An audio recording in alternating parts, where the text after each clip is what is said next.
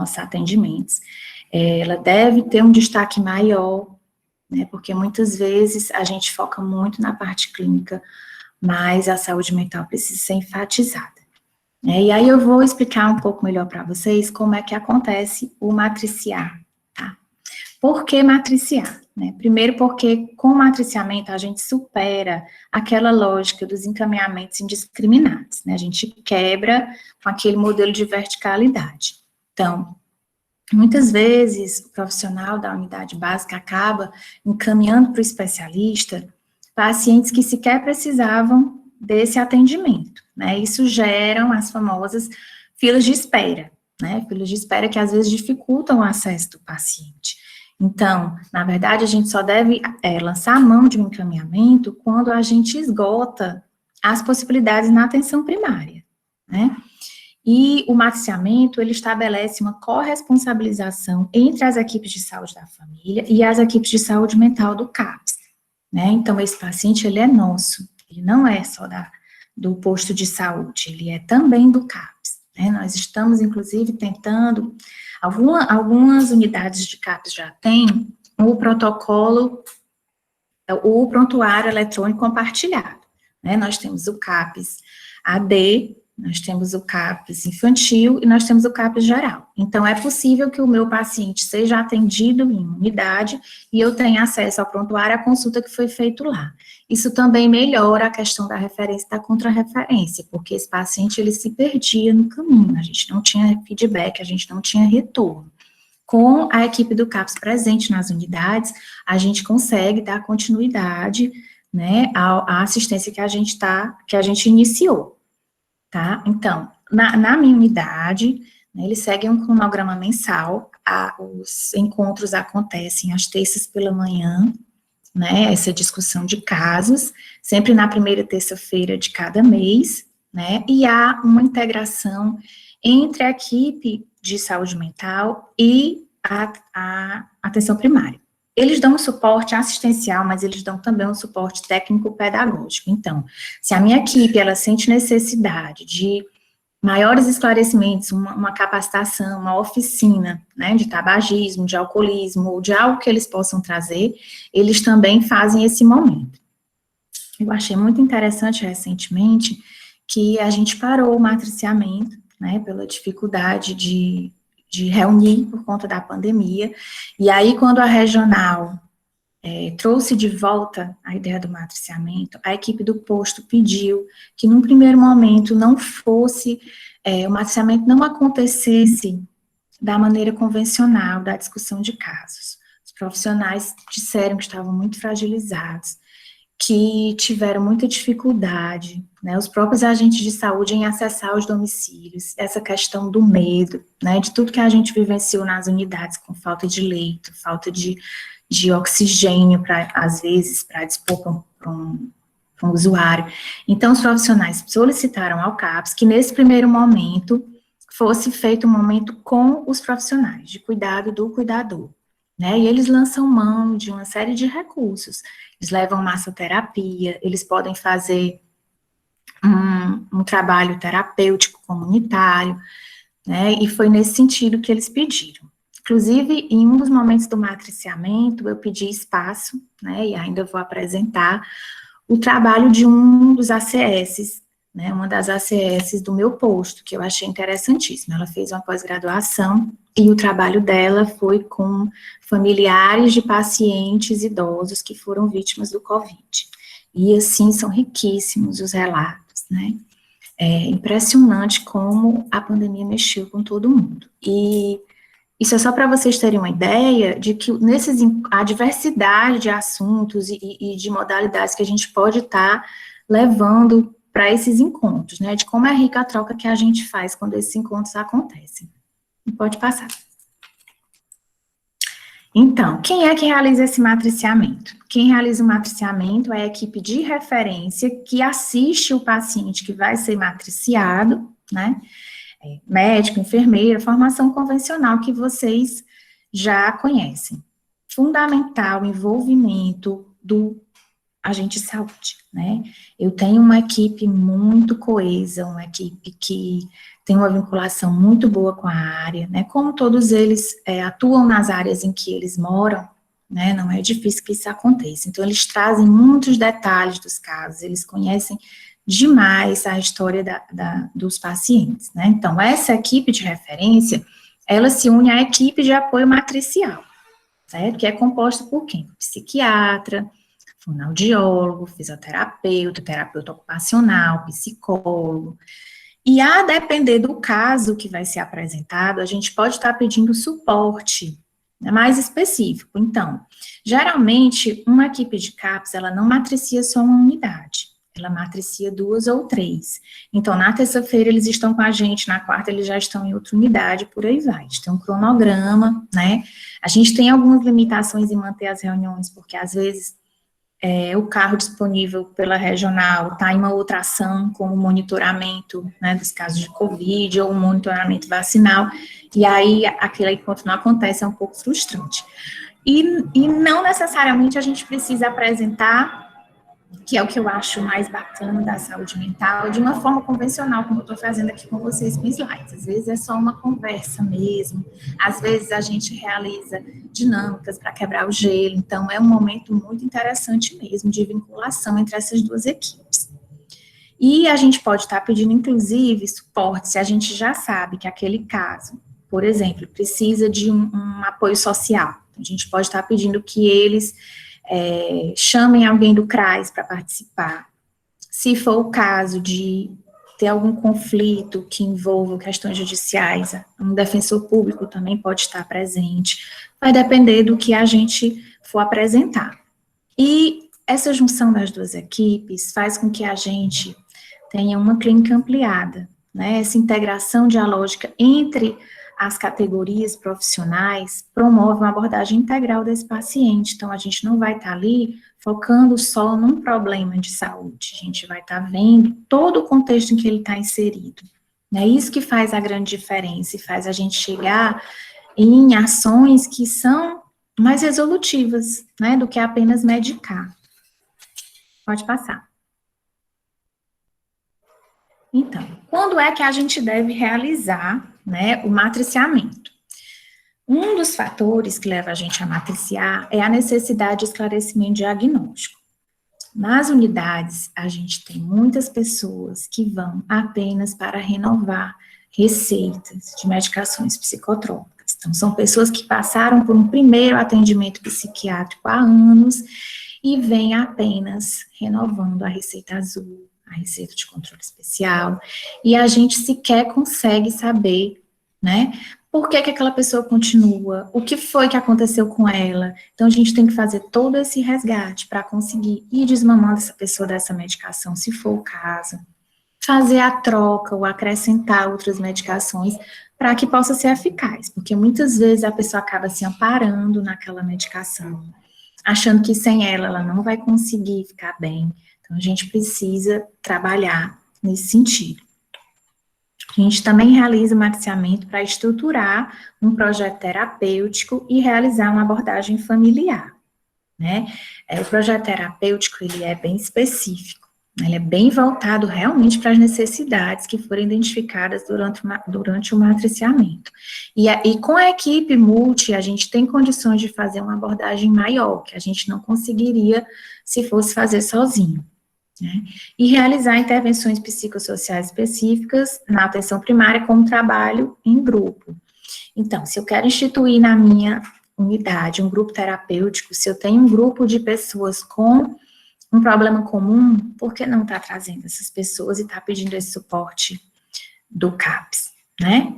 É bem possível fazer isso sim, e são grupos que dão resultados maravilhosos. O trabalho em grupo, ele é bacana porque quando eu exponho o meu pensamento em grupo, ele deixa de ser a história da Natália, ele passa a ser a história de todo mundo.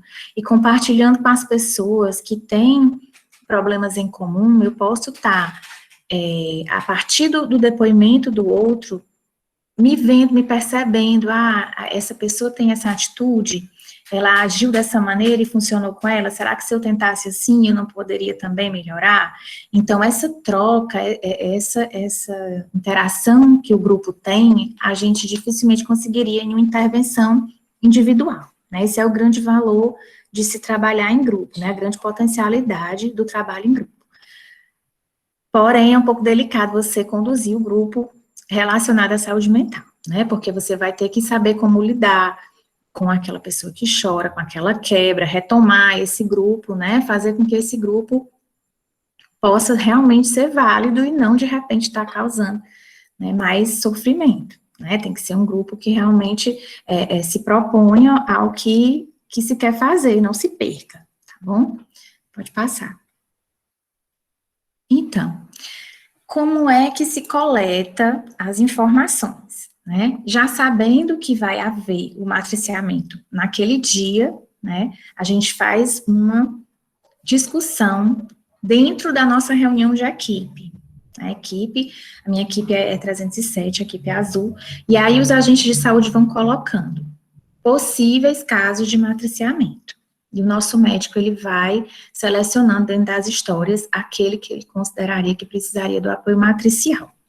Nós recebemos do CAPS um roteiro em que eles já colocam pontos que devem ser ressaltados, né, que são informações que eles precisam para a gente elaborar esse estudo clínico, né, esse estudo de caso.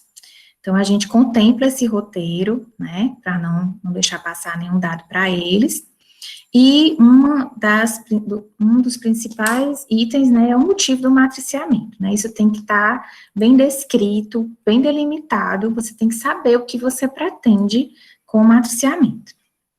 E daí você segue com a avaliação contextual, né, que é a parte, assim, que meus olhos brilham, né, que você vai colher a história de vida daquela pessoa, né, e você tem que ter muito jogo de cintura para entrar nos domicílios, para conseguir mexer com emoções, com sentimentos, com tudo que vai vir à tona a partir dos questionamentos que você vai fazer, né? Só com a experiência que você vai conseguindo ir um pouco mais além, né? A gente tem muitas histórias para contar, né? Eu já peguei, por exemplo, pessoas que a família construiu um cômodo no quintal e aquela pessoa era lá, trancada lá, isolada lá, né, e sequer tinha documentos. A gente tentou até fazer com que a pessoa conseguisse ser um cidadão, porque era como se ela não existisse, né, e a gente fica numa situação delicada, porque a gente trabalha em uma área de risco, e para a gente fazer as notificações de casos, assim, de violência, de negligência,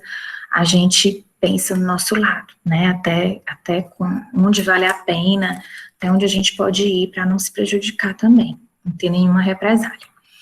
Semana passada mesmo, a gente foi fazer também uma dessas visitas, né, tentando identificar o caso de uma moça que mora com o pai e que não aceita contato social, né, assim, ela só se comunica com o pai. Então, a gente chegou na casa, ele atendeu a gente na área da casa e a gente não conseguiu entrar, a gente não conseguiu falar com ela, não permitiu esse contato. Então, muitas vezes a gente precisa insistir, e mais de uma vez, lógico que se a família permitir, né, até chegar, né, a conseguir coletar esses dados, tá bom? Então, depois que a gente faz toda essa avaliação contextual, a gente faz uma avaliação estrutural, a gente vai ver a história familiar dessa pessoa, né?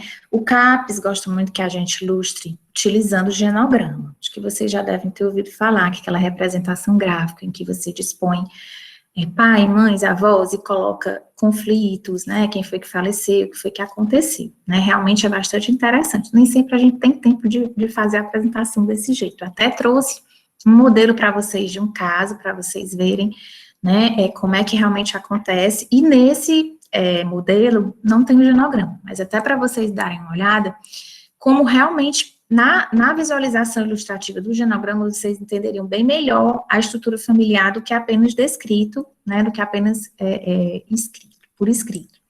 E aí a gente busca redes de apoio. Então, essa pessoa que eu estou matriciando é uma pessoa que tem um histórico de uma tentativa de suicídio, que parou de trabalhar, mas todo final de semana vai para a igreja. Então, na igreja, a gente vai trabalhar, vai ver, assim, quem é a figura de referência, de vinculação, é o pastor, né? Tem uma pessoa com quem esse paciente ele consegue ter uma interação melhor. Então, vamos trabalhar essa questão da igreja, vamos começar por aí. Então, a gente tem que ver esse suporte que ele tem, né, e trabalhar para que a gente possa expandir isso e essa pessoa volte a se socializar, né, só um exemplo para vocês. A minha área em especial, é muito difícil da gente trabalhar as redes de apoio presentes na comunidade, porque eu me lembro que a gente chegou, né, no início minha equipe já está comigo nessa conformação há uns 10 anos, 8 a 10 anos. E a gente fez uma busca dos instrumentos sociais e a gente não tem nada a oferecer, né? É lamentável porque os adolescentes, eles ficam ociosos no contraturno da escola. A gente tem uma escola de tempo integral agora, acho que 1 ano ou 2 é que ficou de tempo integral, mas aí teve a pandemia, né? Que oferecia atividades no contraturno. Mas a área, ela não tem, assim, um polo, um local em que esses adolescentes pudessem se ocupar. E aí são crianças que, infelizmente, acabam indo por outro caminho, né?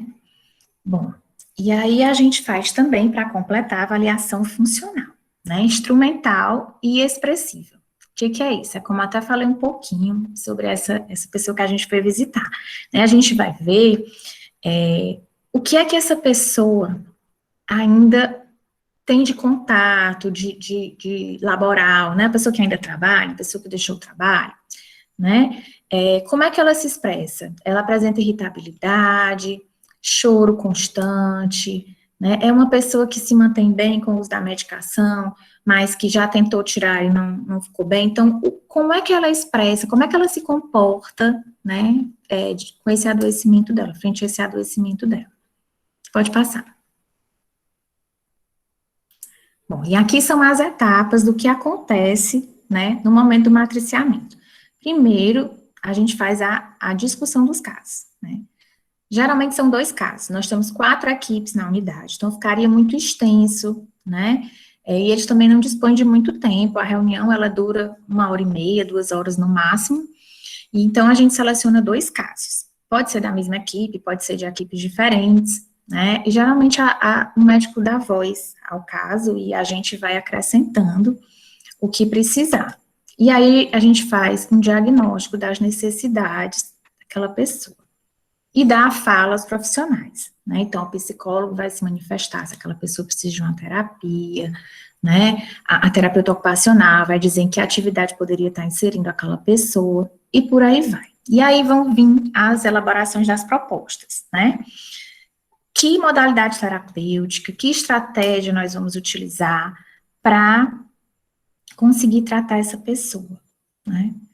E esses casos, a conduta e monitoramento desses casos, na nossa unidade a gente tem até um livro de registro, onde a gente vai colocando, foi feita a visita domiciliar, né, a troca da medicação foi dia tal, além de ter no prontuário. E aí, no momento posterior, né, no mês seguinte, ou se o paciente apresentar alguma necessidade, a equipe é super acessível, a gente tem contato, a gente tem um grupo, né, que a gente tem contato com eles e tira dúvidas também, independente de ser o dia do matriciamento ou não, né, e aí a gente retoma, né, dá esse feedback do que aconteceu durante aquele mês, e se a estratégia não deu certo, traça novas estratégias, e também lança na reunião novos casos e por aí vai, certo? Pode passar. Bom, aí eu trouxe para vocês, como eu disse, um exemplo ilustrativo, do jeitinho que eu apresentei lá, né, de um caso. Na época, a minha equipe estava incompleta, eu estava sem médico, né, então eu apresentei apenas com a minha agente de saúde, e é uma história, assim, muito triste, né, de uma mulher que sofreu uma série de perdas durante a vida dela, e rompeu, né, isso causou um rompimento na vida dela, e ela entrou em crise. Pode passar. Bom, aquela avaliação contextual que eu falei para vocês, né? A paciente tinha 36 anos, né? Solteira, natural de Fortaleza, trabalhava em indústria têxtil. Nós temos uma grande fábrica na nossa área, né? E muitas mulheres trabalham nessa fábrica, é um trabalho que adoece, né? Não é incomum a gente receber essas mulheres, porque elas são muito cobradas em relação à produção que elas têm que ter, né? Às vezes é delimitado tempo para elas irem ao banheiro, para elas almoçarem, é uma coisa, assim, terrível. Assim, estou falando porque é uma queixa comum a muitas delas, né? E aí ela teve um relacionamento amoroso com um rapaz mais velho, na época ela era adolescente, tinha 18 anos, engravidou e passou a morar com ele, né? Em pouco tempo, ela descobriu um caso extraconjugal do marido, com uma mulher mais velha e de melhor condição financeira. E teve uma carga emocional muito forte nessa questão, não só pela traição em si, mas por essa mulher ser uma mulher mais velha do que ela, né, e mais bem sucedida, né, financeiramente falando, né. Por que ela se sentiu inferior? Porque ela concorria em concurso de beleza. Quando a gente foi colher a história, a mãe dela mostrou vários álbuns, né, em que ela ganhou desfiles de beleza, locais, assim, né, na escola, né, no bairro, e aí, de repente, ela se viu traída, talvez por uma mulher que ela considerou não tão bonita quanto ela era, né, e aí foi aí que ela começou a adoecer. Pode passar. Ela emagreceu, né, passou a se manter em casa, perdeu o emprego na fábrica porque começou a faltar, e ela se agarrou a essa criança, né, ela considerou que o filho que ela estava esperando pudesse trazer a reconciliação, e mesmo assim, o marido não se reconciliou com ela, já estava apresentando, né, essas situações de crise, de transtorno mental, e depois do nascimento do bebê, ele se aproveitou dessa condição dela, né, ele alegou essa questão de que ela não tinha condições de ficar com o filho e conseguiu a guarda da criança na justiça. E aí nunca mais ela se encontrou com esse filho. Pode passar. A partir daí, ela começou a apresentar crises de repetição, foi internada no hospital psiquiátrico por várias vezes, e isso é um relato da família, tá? A gente não tem como constatar, mas a família afirma que ela engravidou durante um internamento psiquiátrico. E eles doaram essa criança por considerar que ela não tinha condição de criar, e nem eles mesmos, né? Bom, então ela já toma a medicação há mais de 20 anos, né, na época, né, porque não é um caso tão novo, e fazia uso de Amplextil, Risperidona e Gardenal. Como eu disse para vocês, eu não estava com médico na minha equipe, porque quando a gente está com médico, há um resgate muito grande dessa questão medicamentosa, eles passam para o psiquiatra, dosagem, quanto tempo tomou, o que foi que trocou, né, e aí eu não entrei muito nessa seara, porque realmente não era a minha parte, como enfermeira. E ela fazia um acompanhamento periódico, particular, né, mas que não estava dando conta realmente do que ela apresentava na época. Pode passar. Bom, aqui que eu falei para vocês, né, que não está na ilustração do genograma, né, a avaliação da estrutura familiar dela. É filha, né, de uma família composta por 5 irmãos, 3 irmãs e 2 irmãos. Um dos irmãos faleceu. Atualmente ela morava com a mãe, né, que era viúva, e uma outra irmã em um domicílio, né, que tinha até boas condições de conservação e de higiene. Pode passar. Em relação ao irmão, né, que faleceu, ele fazia uso de drogas ilícitas e faleceu em consequência de um atropelamento quando estava sob efeito dessas drogas. Próximo ao o nosso posto, ele fica próximo a Sargento Hermínio. Então, é bem comum a gente ter pessoas que, ao atravessarem a Sargento Hermínio, sofrem acidentes automobilísticos ou atropelamentos. E a mãe passou a apresentar um transtorno depressivo após a morte do marido por um adoecimento crônico, mesmo que eles já estando divorciados, e ela fazia uso de Amplextil. E ainda sofreu a perda desse filho, né? Pode passar. Bom, e aí a avaliação funcional, aquela parte que eu falei para vocês, né, como é que ela se expressa, como é que está a questão instrumental, né, como é que se apresenta essa pessoa. E aí a gente viu um olhar vago, né, ela não fixava na gente, ela falava sobre tudo isso com um humor assim botado, né, sem expressar nada a respeito dos filhos que foram retirados dela, que ela perdeu, né, então ela não manifestava esse sentimento. Foi privada do contato com o filho mais velho, não busca por ele, né, aquele primeiro filho lá do relacionamento dela. Ela aceita passar alguns períodos na casa da outra irmã, né, que a gente achou uma coisa interessante, ela fazer essa saída, porque geralmente ela é reclusa, e mesmo em uso de medicação, ela apresenta recaída, esse comportamento agressivo. Pode passar. Bom, mais alguns dados adicionais, né? A mãe referiu que ela não gosta de relatar a história da filha e revelou os fatos por ter amizade e boa vinculação com a CS responsável pelo domicílio.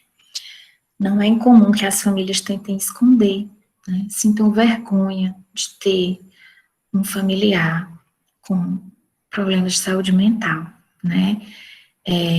Às vezes é uma negação muito grande.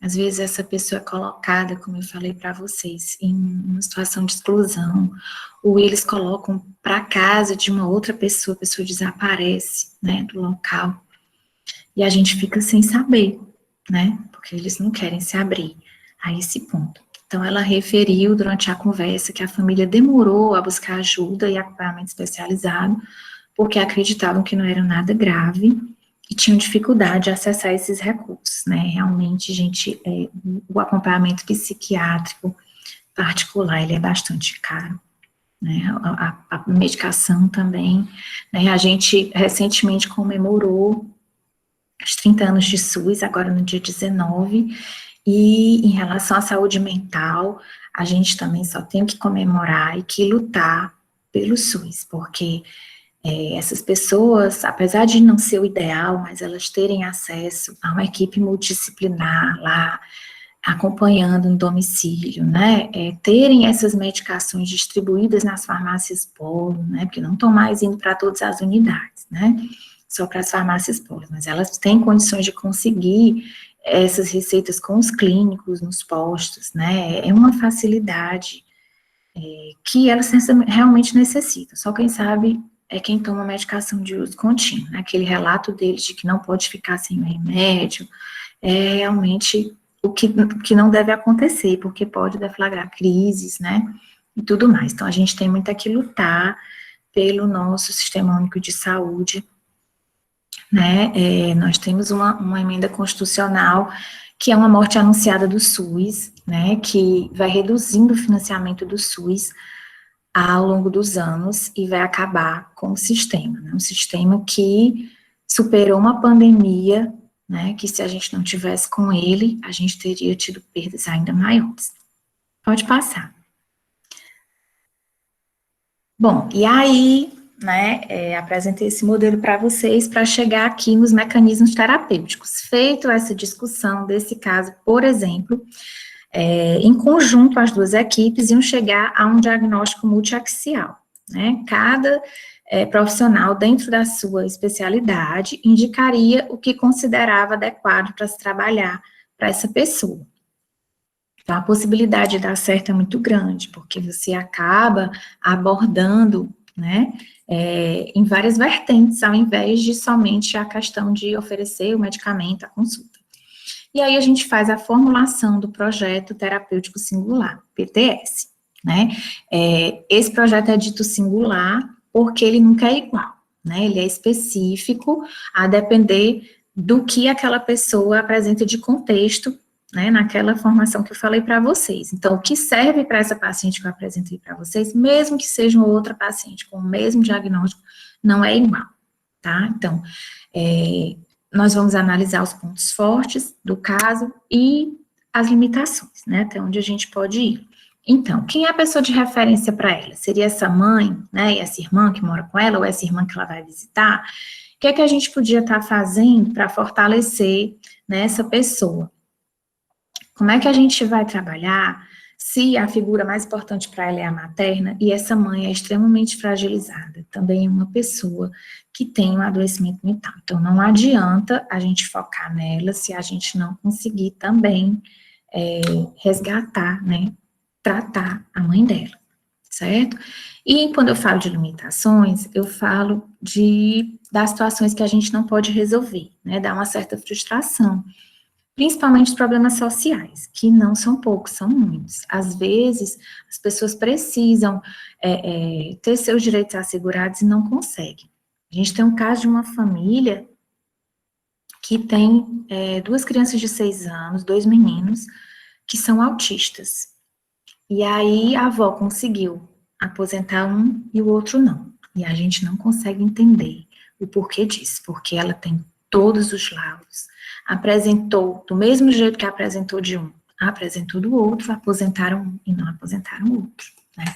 Então, tem essas questões em que a gente, como profissional, fica um pouco, assim, indignado, né, com essas injustiças que a gente se depara e a gente não tem como, né, resolver. Então, por isso a gente tem que ter em mente até onde a gente pode ir, tá certo? Porque senão a gente vai acabar se frustrando. Bom, um outro mecanismo terapêutico é a interconsulta, né, que é o matriciamento propriamente dito acontecendo, certo? É uma discussão de caso conjunta das 2 equipes. Na interconsulta, estão presentes apenas as equipes, certo? Essa é a diferença para a consulta conjunta. Na consulta conjunta, se houver consentimento do paciente familiar e o dos familiares, as equipes participam, a gente pode ter também a presença de estudantes e residentes, né? E é muito importante assegurar o sigilo desse momento. Então, todos em uma sala, em um consultório, fazem o atendimento ao familiar e à pessoa. É mais difícil de acontecer, é uma estratégia que a gente não usa tanto, porque, na verdade, a própria estrutura das unidades não permite que você tenha um espaço tão grande, né? E, às vezes, a pessoa também não consegue trazer o paciente até a unidade, né? Enfim, não é o que a gente usa muito, embora seja uma estratégia muito interessante.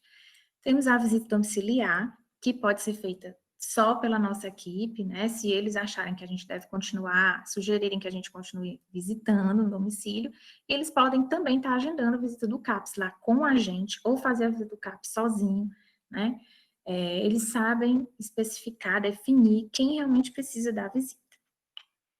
Eles também fazem agendamentos de consultas no próprio CAPS, né? Se for uma pessoa que tiver condição de ir, há essa facilidade, apesar de que o CAPS, ele é livre demanda, né? O paciente vai, passa por uma triagem, só que o matriciamento traz mais essa facilidade, porque ele não vai passar por isso, ele já vai agendado, quando o caso é matriciado na unidade. E a questão dos grupos terapêuticos, né, que eu falei para vocês, que também pode ser estabelecido grupos na unidade como uma forma de tratar. Pode passar. Bom, e aí quais seriam outras estratégias de intervenção que a gente poderia lançar mão para trabalhar a saúde mental na atenção primária, além do matriciamento, né? Primeira coisa, detectar precocemente as situações de sofrimento mental.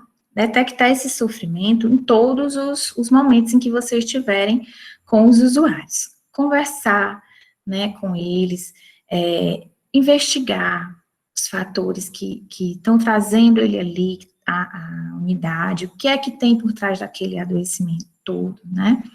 Desenvolver ações de prevenção e promoção em saúde mental. A gente está em pleno Setembro Amarelo, né? Como eu sou sensível a essa questão, eu faço atividades nas minhas reuniões de equipe com os meus agentes de saúde, eu não deixo passar em branco, né? A gente pode fazer também um trabalho na escola, agora a gente não está podendo porque a escola está fechada, mas a gente pode estar levando essas questões para a escola. Se tiverem espaços na comunidade, né, que infelizmente na minha área não tem, mas se tiver um centro comunitário, ou algum local em que você sabe que há reuniões, né, da comunidade, pode estar inserindo também a questão da saúde mental nesses espaços. E estimular a mobilização dos recursos comunitários, né? Às vezes até dentro de um grupo simples, como aqueles grupos de atividade física, né, dos bombeiros, que lá a gente tinha um espaço do estacionamento de um supermercado, a nossa área. E a gente podia estar captando essas pessoas para a unidade e estar também fazendo esse trabalho de incentivo, né, de qualidade de vida, de redução de estresse, estar trabalhando uma série de outras coisas que essas pessoas realmente precisam. Pode passar. Só para finalizar, eu trouxe uma tirinha aqui do Armandinho para vocês, para a gente pensar, né, nesse trabalho de saúde mental como um todo. Diz assim: Pode parecer pouco, mas de tijolinho em tijolinho podemos construir os maiores muros. Aí ele intervém e diz assim, não, muros não, precisamos construir pontes. Eu acho que é esse o nosso trabalho. De uma maneira geral, como enfermeiro, né, fazer com que as pessoas construam suas pontes, encontrem dentro delas a melhor forma de caminhar, e não esbarrem, né, em muros de medo, de ansiedade, né, de tristeza, que elas consigam, ao invés de colocar os tijolinhos, irem construindo pontes, ao invés de muros. Muito obrigada, professora Liz, espero ter contribuído, estou à disposição, tá certo? Eu pedi que ela ia gravar, se ela quiser disponibilizar também para vocês, também deixei os slides com ela, tá certo? Um prazer estar aqui com vocês. A gente que agradece demais, viu, Natália? Foi maravilhoso. Aliás, está sendo, né? Porque agora a gente vai abrir aqui um espaço para a pergunta dos alunos, né? Como a gente tinha dito anteriormente, é mais um bate-papo, que eu acho que ninguém melhor do que você para passar essa realidade, né? Por mais que nós docentes tentemos, né, passar, mas a realidade, né, é mais vislumbrada por vocês que estão no dia a dia, na assistência, né? E aí eu tenho também algumas perguntas, assim, porque eu sei que os meus alunos às vezes ficam um pouco acanhados, sabe, professor? Sabe, Natália? Mas eu tenho certeza que eles vão participar, né, turma? Então, assim, eu estou abrindo aqui um espaço. Quanto à minha turma de saúde mental, assim, nós já tínhamos visto a RAPS, né? Então, a RAPS, o matriciamento também pertence à RAPS, é um dos eixos norteadores, né? Então, assim, acredito que eles ainda tenham esse assunto bem fresco na cabeça, sabe, Natália? Então, vamos lá, gente. Perguntas para a enfermeira. Pode começar. Oi, William. Boa noite, William. Tudo bem? Graças a Deus, de paz. Estou deitado para variar. Ô, Jesus. Olha, Natália, como é meus alunos, tu tá vendo a chiqueza deles, mulher? Desse jeito. Faça a sua pergunta, William. Queria agradecer a participação da professora aí, né, por contribuir. Eu queria, professora, que a senhora falasse um pouquinho mais, que eu gosto muito de lei, porque você falou aí da morte anunciada do SUS. E eu queria que a senhora falasse um pouquinho mais sobre isso. Eu não sei. O que acontece? Está tramitando uma lei, se eu não me engano é 97, que ela está... a gente, a cada ano, a gente tem gastos maiores com o sistema de saúde. Só que essa lei, ela congela o financiamento para o SUS. Então, você imagina que vai chegar um ano em que a gente não vai ter recurso suficiente, a gente vai estar trabalhando com um recurso que daria conta de um ano anterior, entendeu? Então, vão ter serviços que vão fechar, porque a gente não vai conseguir. Eu trabalho no Hospital de Messejana, e por conta da Semana do SUS, foi feito uma atividade da Escola de Saúde Pública, né, mobilizando todas as instituições da rede. Não sei se vocês já ouviram falar sobre o movimento Eu Defendo o SUS, né, eles vendem camisetas, máscaras personalizadas, né, que já acontece há muito tempo mesmo, né, porque a gente já vem visto o sucateamento do sistema de saúde, e a gente fez um vídeo no Hospital de Messejana, que foi bastante comovente. A gente trouxe a fala na chefe da reabilitação pulmonar, né, falando de como o serviço é bem estruturado e que, às vezes, instituições particulares não têm condição de oferecer o que o SUS oferece, né? A gente colocou também uma fala da chefia do transplante. Você imagine o custo que é. Deu uma dor enorme ver a quantidade de pessoas que foi prejudicada por conta da pandemia, porque tiveram seus agendamentos de cateterismo, o próprio transplante, né, não podendo ser realizado, né, quanta gente se perdeu nesse movimento da pandemia, e os gastos que a gente teve também com material, né, porque era inevitável que alguma coisa se perdesse por desuso, né, então foi um prejuízo enorme, e assim, você imagina o valor de cada item desse que as pessoas estão tendo acesso no serviço público, né, dos estentes, né, às vezes a gente briga com um plano de saúde para conseguir o material, né, para eles autorizarem a inserção do estente, enquanto que no Messejana a gente faz isso diariamente, né. E o mais comovente foi o discurso de uma paciente que está lá, transplantada, ainda continua em Messejana, passou 6 meses dentro do hospital, né, e ela fala que, por conta da experiência dela, ela virou uma defensora, né, do SUS, que ela não pode ver ninguém falando mal nem lá dentro, porque o SUS estava dando a alimentação dela, estava abrigando ela lá, e ela estava viva durante a pandemia, porque ela estava lá no Messejana. Então isso é muito gratificante para a gente que trabalha lá, ouvir, é emocionante mesmo, você vê que apesar de tudo isso, num ano como esse, a gente ainda conseguiu salvar vidas, né, então, vocês que estão começando agora, né, sejam partidários, porque o nosso sistema ele é premiado, né, ele é reconhecido mundialmente, não tem por que o nosso governo federal não valorizar isso. Então, o que vocês tiverem conhecimento de leis, de qualquer coisa que queira impedir o nosso atendimento, vocês lutem, briguem por isso. Eu digo porque, não sei vocês, mas estudante costuma ser bem ativista, né, bem presente, então vocês que vão dar voz a isso, né, que vão passar para frente. Claro que a gente está lá também lutando, mas é um espaço, inclusive, gente, que se a gente for pensar, de formação profissional muito grande. Todos vocês, eu tenho certeza que já estagiaram em hospitais públicos, então vocês imaginem o prejuízo. São instituições que absorvem muitos profissionais, né, também. Então, são campos de trabalho que a gente também vai estar perdendo, né? Tudo isso precisa ser pensado. Não pode ter essa visão reducionista de que a gente vai acabar por acabar, porque vai ser tudo plano de saúde. Não dá, né? Eu tenho meu plano de saúde, então eu estou confortável. Não é possível ser assim. Né? Professor, obrigado. Eu falo demais, viu, William? Me estou atrapalhando aí seu descanso, né? Ótimo. Não, é porque é o seguinte, ó, essa lei, com certeza que está tramitando, com certeza ela não vai ser aprovada, porque ela vai ferir a lei de responsabilidade do SUS, que uma lei não pode ser aprovada prejudicando a anterior, e com certeza com lutos, e eu devo passar adiante, que eu conheço também algumas pessoas, com certeza para brigar, para derrubar isso daí, que seria outra conquista do SUS, na minha opinião, derrubar isso aí que, como você falou, a morte anunciada, mas o SUS ainda não morreu. Tem muita gente para salvar e a gente defender e ser o escudo mesmo do SUS, que depois que eu conheci hoje, eu valorizo demais também, com certeza, porque eu trabalho na área pública desde 89, o SUS estava engateando. E eu, com certeza, o SUS hoje salva vidas.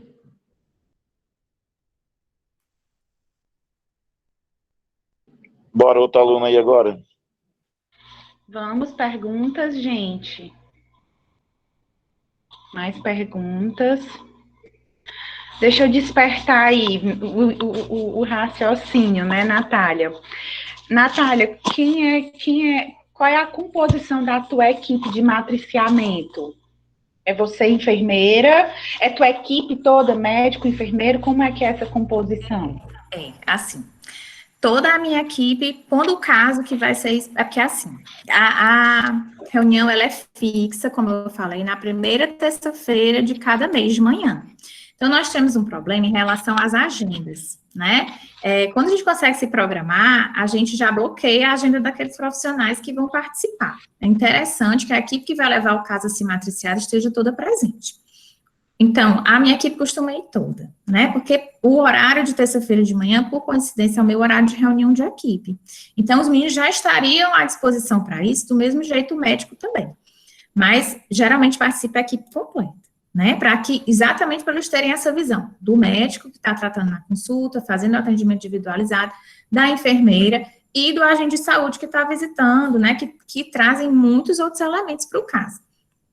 Então, geralmente participa a equipe completa. A conformação do CAPS é que costuma mudar, a depender da disponibilidade deles ou do caso que a gente vai apresentar, se a gente fizer a solicitação de um profissional específico, que a gente sabe que aquela demanda que a gente vai passar não vai abrigar quem costuma vir, mas geralmente costuma vir o psiquiatra, né, o psicólogo, geralmente vem um residente de psiquiatria, ele sempre acompanha um residente de psiquiatria e fisioterapeuta ou terapeuta ocupacional, dependendo da disponibilidade. Entendi, certo. E aí me diz uma coisa, e na tua visão, eu sei que já foi Queria explanado, né? perguntar. Opa, desculpa, Estefânia, vá, meu amor. Eu queria perguntar como é que a gente sabe que tal caso vai ser matriciado. Pronto, como é que a gente sabe que tal caso vai ser matriciado?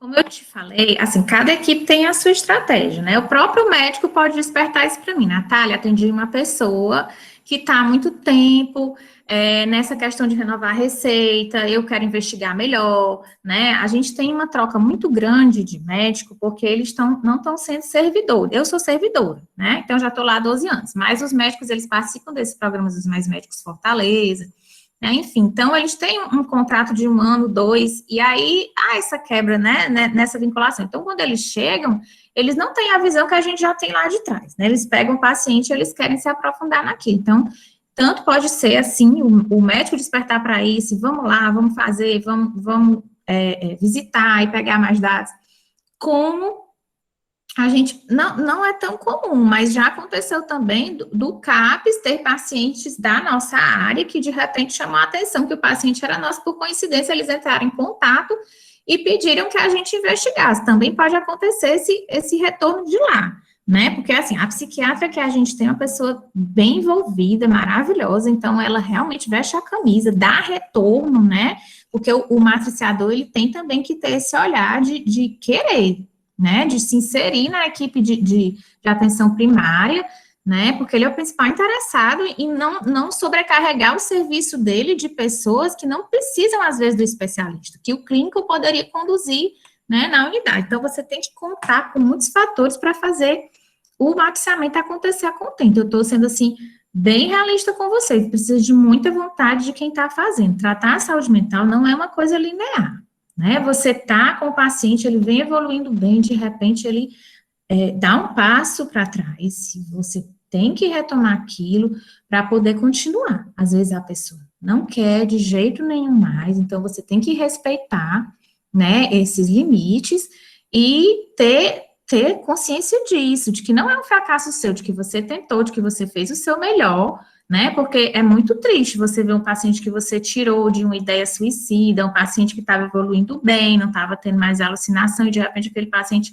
voltou a apresentar sintomas, porque você se envolve, né, você se vincula. Quando você escuta, eu tenho certeza que ficou para vocês, mesmo sem vocês conhecerem quem é a pessoa dessa minha história, né, o sofrimento que essa menina vivenciou desde os 18 anos, ela era muito jovem para gerir tudo que aconteceu com ela, né, então eu acredito que isso foi muito difícil.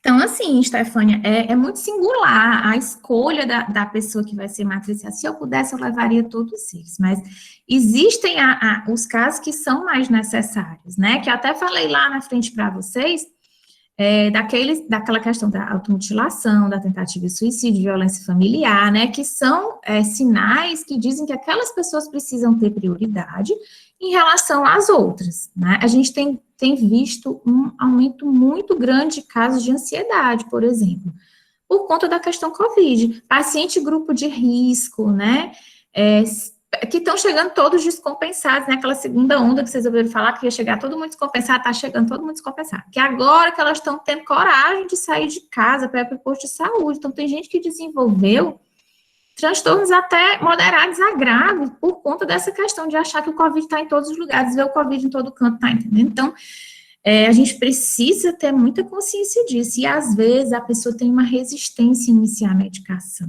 porque ela acha que ela vai ser taxada de louca, né? Para ela é muito difícil aceitar um diagnóstico, por mais simples que ele seja, por mais que ele vá ser tratado ali perto de casa, que seja mantido o sigilo na consulta, mas é difícil para a pessoa admitir que ela precisa, né? É uma fala muito comum a pessoa chegar e dizer assim, eu sou uma pessoa nervosa mesmo, né? Tem um nomezinho que eles chamam, quando eles falam dessa questão do nervosismo, mas a gente não pode minimizar uma coisa. Afobada, né? Não sou afobada, eu sou agoniada. Na minha época era... Agoniada é demais, né? Mas assim, é meu jeito de ser e tudo, e às vezes não é o jeito de ser, né? Você vai perguntando, você dorme bem?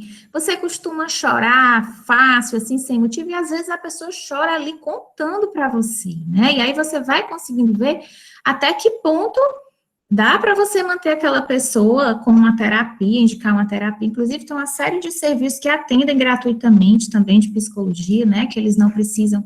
Lá próximo à minha unidade, tem também o projeto Quatro Varas, que absorve uma série de pacientes, e eles voltam falando, eu realmente não fui conhecer. Mas eles voltam falando muito bem do atendimento que eles têm lá, dos grupos, do que está lá à disposição deles de terapia. Então, eu costumo mandar para lá com toda a convicção, assim, tente, porque todo mundo que está indo está me dizendo que está bom com o serviço, né? E ofereço a lista do serviço também de psicologia. A maioria das universidades tem, né? Não sei da FAMEC, mas assim, as clínicas de psicologia, né, que a gente costuma dar os telefones para a pessoa agendar e participar. A gente está tendo essa questão do suporte virtual agora, né, que a pessoa consegue ficar aí, que nem o William, deitadinho, e participar, né, de uma consulta de repente, né, sem precisar sair de casa. Então, eu acho que foi até um ganho essa coisa toda que aconteceu, de conectar a gente nesse sentido, da saúde.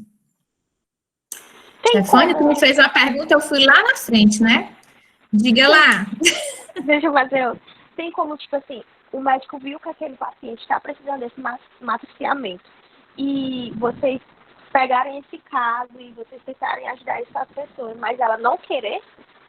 E se ela não querer, aí você para? Tem. O matriciamento, ele só acontece se o familiar concordar com a exposição do caso, né? Porque muitas vezes a pessoa, ela não tem como, por ela mesma, prestar esse consentimento. Então, é o responsável legal por ela, né, que acaba dando o aceite. Muitas vezes também é o familiar que procura a gente, porque como o matriciamento já está acontecendo na comunidade, é assim, meu vizinho foi legal, o CAPES veio, tem uma pessoa precisando, aí a pessoa vai, eu queria também, porque fizeram isso lá na casa, né, do meu vizinho, e deu certo, e eu quero para uma filha minha, para um parente meu. E aí as pessoas também recorrem procurando, mas assim, como eu te falei desse caso da semana passada, a gente não conseguiu passar da área da casa da pessoa, né, apesar de que o pai da menina é uma pessoa acessível, né, mas assim, não houve condição, a gente não pode, né, a gente pode fazer novas tentativas, ou de repente solicitar que o CAPES vá, né, de repente, mas se não houvesse consentimento ao matriciamento, infelizmente, não pode acontecer, assim, a revelia da pessoa. A população tem, pegando um pouquinho do gancho da Stefânia, a população tem conhecimento do que se trata matriciamento? Já houve algum tipo de orientação para a população da tua área? Não, né? Assim, da equipe chegar e expor o que não. A gente fala especificamente para os casos, né, que a gente seleciona, mas até no início, eu achei interessante a tua pergunta, porque no início nem a gente, que era equipe, compreendia o que era o matriciamento. A gente achava...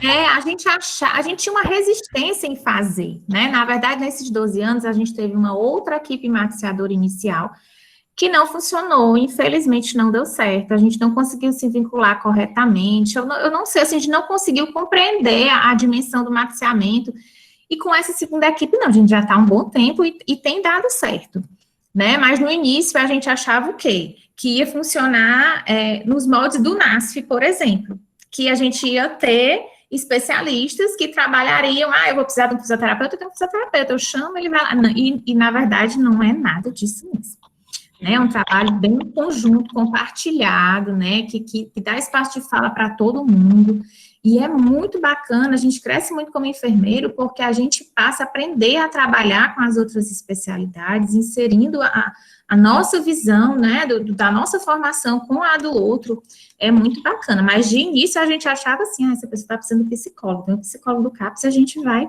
que não era assim que funcionava. O NASF também era um outro assunto interessante, a gente perdeu o nosso núcleo, a gente não tem mais, mas eles davam um suporte muito bacana, porque o paciente às vezes fica em fila de espera por um profissional, e a fisioterapeuta, ela fazia atendimentos domiciliares, por exemplo, tinha um educador físico, então a gente inseria nas ações do PSF, era muito bacana, mas infelizmente a gente também perdeu esse recurso. E como se dá essa capacitação, como se deu ou como continua tendo uma capacitação para os profissionais abordando o matriciamento?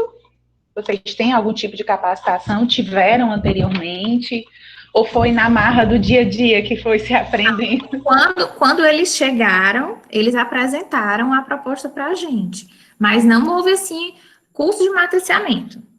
Não houve. A gente na prefeitura, a gente tem horas destinadas para a educação permanente, que são, nós somos 40 horas, né, mais 8 horas são de educação permanente. E, às vezes, a própria prefeitura, a gente tem a livre escolha de fazer cursos online e acrescentar na plataforma, justificar essas horas, mas a própria prefeitura nos chama para fazer curso. Então, eu já fui capacitada, não assim, para o matriciamento em si, mas para um curso de tabagismo, por exemplo, né, que era para a gente implementar o grupo de tabagismo na unidade, que tudo foi desarticulado por conta da pandemia. Estamos nesse momento de tudo retornar. A gente também tem em algumas unidades de saúde os grupos de terapia comunitária, né? Para esses também existe capacitação específica. O projeto Quatro Varas também oferece esse curso, né? A quem tiver interesse, né? Então, assim, se a gente precisar nesse sentido de algum suporte educacional, a gente tem. Eu fiz também recente, foi online, um curso de violência, porque as regionais, elas estão com a intenção de criar comissões para trabalhar violência, né, porque há muita subnotificação, ou os casos não são notificados, por conta dessa questão que eu até comentei com vocês, do medo, né, de represárias, né, então, a gente está nesse movimento da questão do trabalho com a violência, né. Então, assim, são assuntos correlatos com a saúde mental, com a promoção da saúde mental, mas, assim, específico, curso de matriciamento, realmente não houve. Eu até li, eu estou pleiteando, né, vou tentar um doutorado, e eu gosto tanto do assunto, foi por isso que eu escolhi também falar sobre ele, que a minha intenção é a questão do papel do enfermeiro dentro do matriciamento, né, porque eu acho que a gente precisa consolidar isso, né, porque a gente ajuda desde o início, em todos os passos a gente está presente, e às vezes a nossa figura não tem, assim, o destaque merecido, né, então, o que é que eu queria? Que isso estivesse bem estruturado, ou numa diretriz, ou num protocolo, em que a gente soubesse exatamente o papel do enfermeiro dentro do matriciamento, né? Passo a passo, né? Que eu acho que dentro das dúvidas de vocês, foi muita coisa que vocês perguntaram nesse sentido, especificação do enfermeiro, né? E, Natália, assim, só um adendo, né? Eu vim entender o que é uma equipe multidisciplinar na prática, através das práticas de matriciamento que eu realizava. Eu era a outra parte, eu era o do CAPS. Eu trabalhava no CAPS, então eu era a outra parte, né, do que você está falando, do que você trouxe, da tua vivência. Mas eu vim aprender o que é uma equipe multiprofissional ali, né? Então, assim, já depois de 5, 6 anos como enfermeira, na assistência, enfim, mas que, de fato, você reconhece o seu papel e ali você ganha até um certo de empoderamento ali na tua assistência, né? Eu também me percebo assim, eu espero o momento do matriciamento, né, porque é um momento que dá realmente muita satisfação em você se ver ali como profissional, podendo expor a situação do seu paciente. É muito interessante mesmo. Mas é difícil trabalhar com equipe multi. Lá no Messejana, meu trabalho é educacional, então não foi errado tanto me chamar de professora, não. Olha, eu sabia, tem cara de professora, mulher. Mas eu já fui professora da FAMED também. Olha aí, a gente tem a residência multiprofissional, né, que ela funciona pela Escola de Saúde Pública. E a gente tem uma dificuldade nessa questão de realmente fazer esse trabalho acontecer de uma forma multi, né? De dar espaço para todas as categorias funcionarem juntas, né? Então, nessa questão da pandemia, os meninos se superaram, porque o pessoal da Fono fez vídeos, né, explicando como era o funcionamento das bombinhas, né? O pessoal os meninos confeccionaram, o pessoal da TO confeccionou os coxins para posicionar o paciente com Covid. O pessoal da enfermagem fez POPs específicos, revisou os POPs do hospital, né? A gente fez oficinas de paramentação e desparamentação para os profissionais. Então, cada um já está conseguindo enxergar o seu espaço, né? Tanto trabalhando junto, vendo no que é que pontos de relação, né? Que o trabalho de um tem com o do outro, mas é difícil você encontrar assim um tema transversal, um tema que consiga fazer todos eles se inserirem. Esse é o grande foco da residência multi que a gente está tentando, até para transformar práticas, né? Para as pessoas deixarem de trabalhar individualmente, trabalharem mais no coletivo. Toda unidade básica de saúde tem que ter essa equipe para fazer matriciamento. Toda unidade de saúde pode receber o matriciamento. O que acontece é que, às vezes, assim, uma equipe do CAPS, ela pega 2, 3 unidades, né?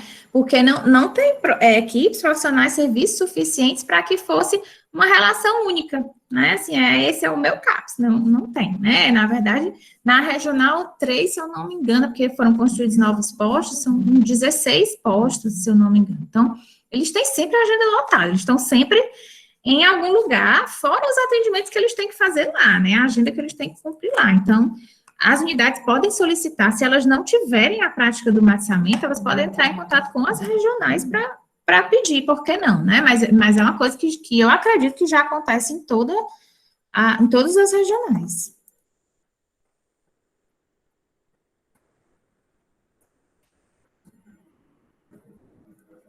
Mais perguntas, gente?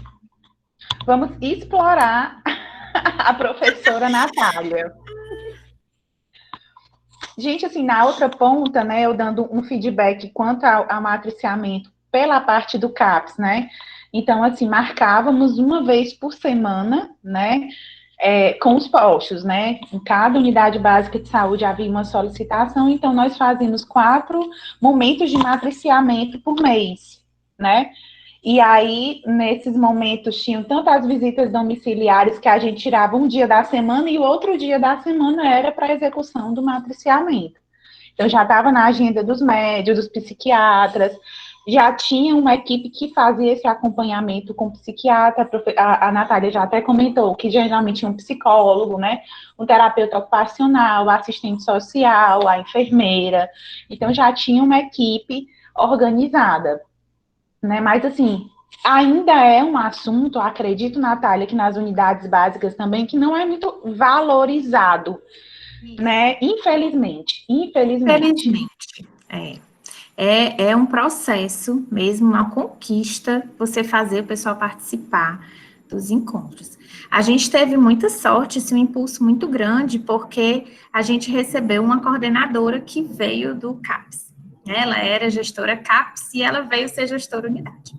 E aí, durante a vigência dela, ela valorizou demais essa questão da saúde mental. Ela inseriu na escola, né? Era tudo muito, assim, perfeito nessa questão de saúde mental, né?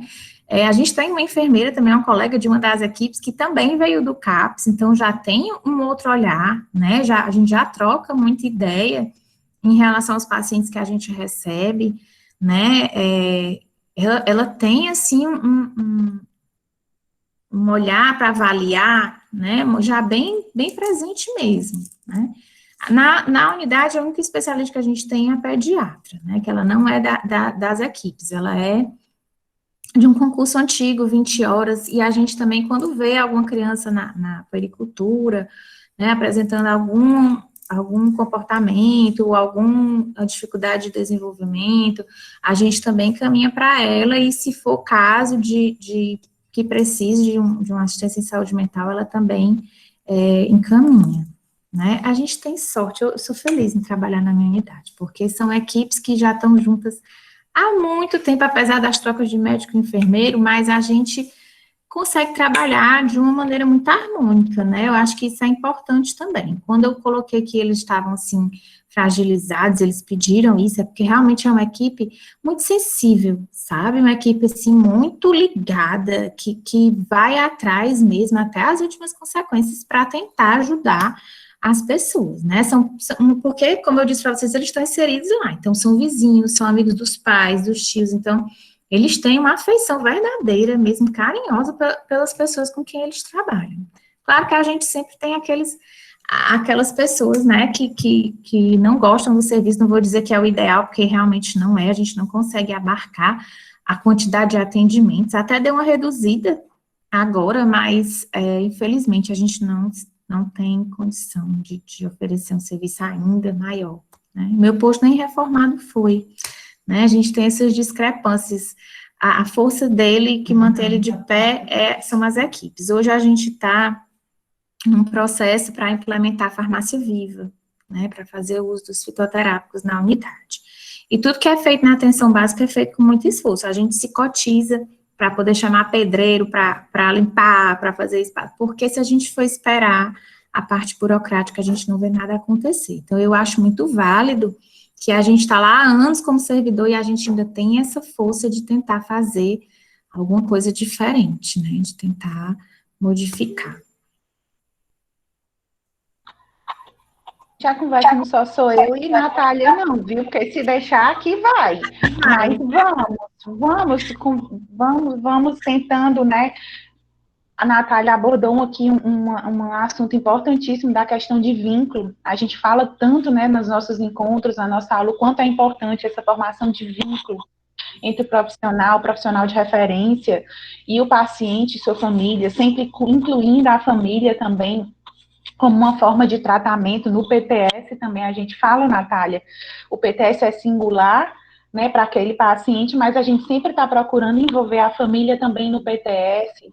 Então, são assuntos que constantemente a gente tem falado nos nossos encontros, né, essa questão de quebra de vínculo pela troca de profissionais, é outra questão também da legislação federal que está querendo acabar aí com os nossos concursos, e a gente falou sobre isso nos nossos últimos encontros, as consequências, porque quem está lá em cima não entende o que é um vínculo formado e o que é um vínculo quebrado, né? O quanto o paciente perde com essa quebra de vínculo, saída e entrada de profissionais, né?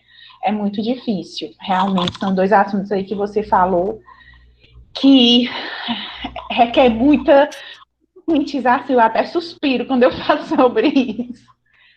Vamos, gente, Miriam, Lilian, Jaqueline, Diego, vamos participando, temos perguntas.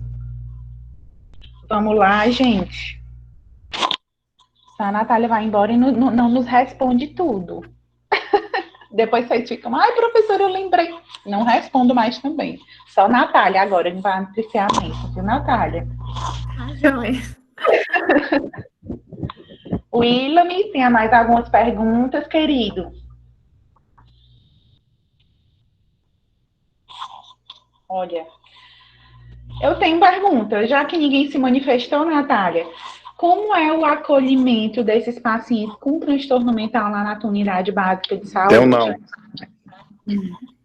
Pronto. Todos os médicos, né, todas as agendas têm um espaço para atendimento em saúde mental, né? Maravilha. O da minha equipe em especial é de sexta-feira à tarde.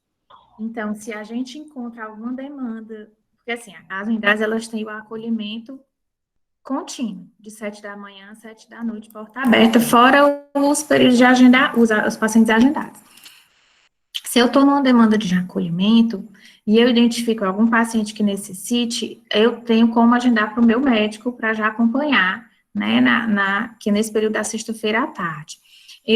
Os agentes de saúde, eles têm uma visão de que é para agendar naquele período ali quem vai renovar a receita. Quem faz uso de receita controlada, é o paciente da saúde mental.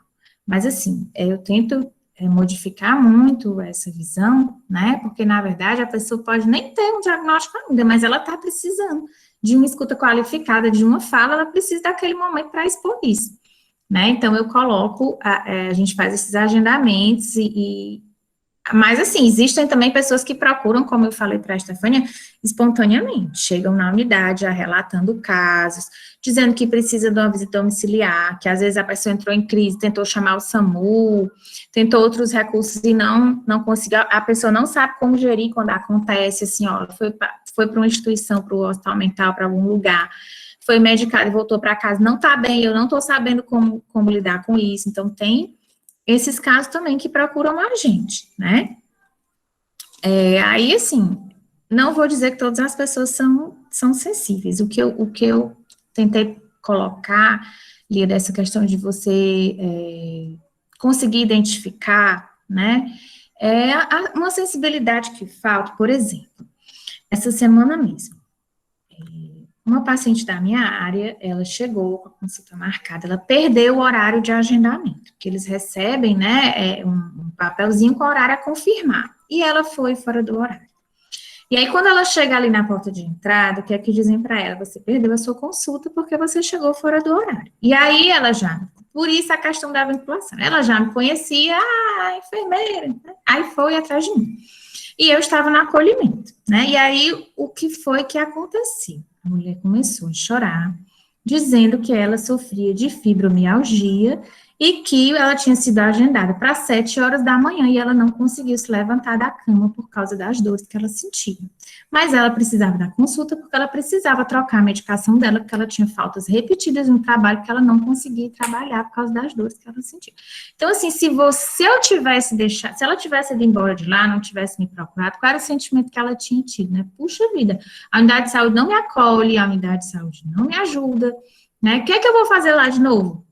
Nada, né?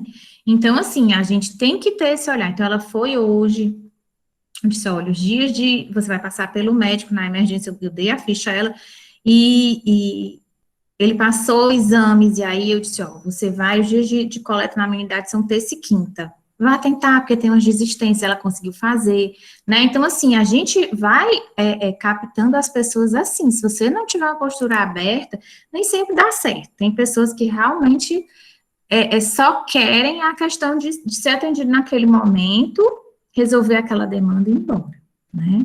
Que recai um pouco no que a Stephanie falou, né? Se a pessoa não quiser, você realmente não tem muito o que fazer. Você pode sugerir tudo, mas tem que partir da pessoa também, né?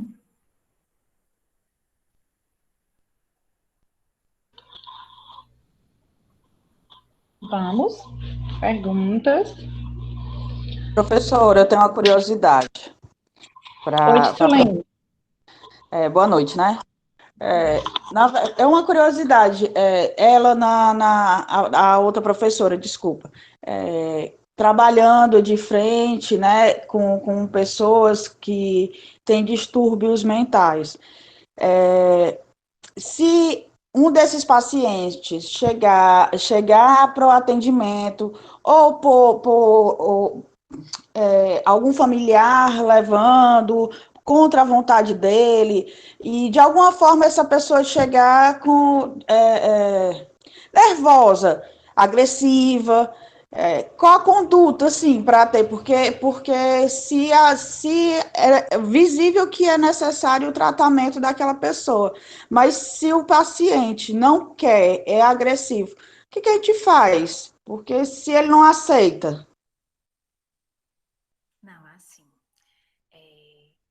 A gente vai tentar conversar com a família, ver paciente, se for permitido medicar, se tiver, porque o que eu estou entendendo é que você está dizendo que ele vai chegar no momento de crise, né, ele vai chegar na vigência da crise.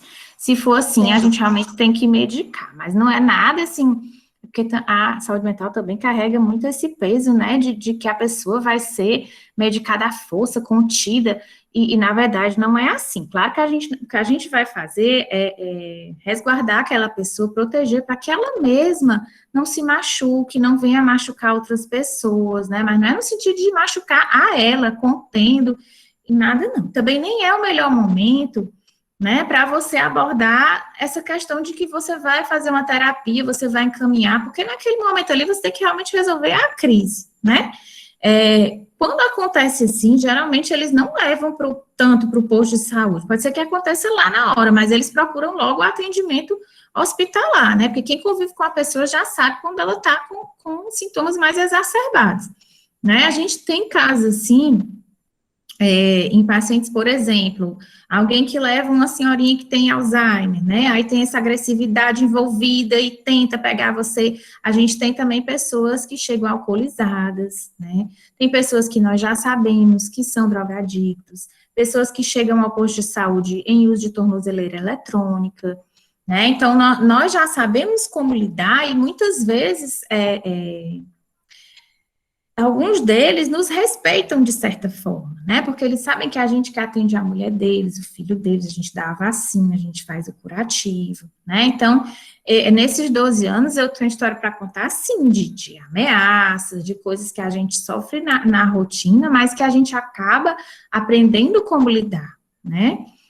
Teve uma gestante em que eu fui fazer pré-natal em casa, porque ela era ameaçada pelo companheiro, e ela não podia ir até a unidade, ela faltava as consultas, ela estava em uma casa escondida, o agente de saúde sabia disso, e a gente foi, morrendo de medo, mas a gente foi, entendeu? Então, assim, a gente precisa buscar estratégias, porque imagina, se a pessoa nos procura, né, muitas vezes ela está fora de si, ela não pode responder por aquilo que ela está manifestando. Você, como profissional, não pode ter esse preconceito de dizer assim, não, ela vai me agredir, eu não vou atender. Não, você tem que se defender, sim, mas de uma forma que você consiga minimamente acolher, conversar, né?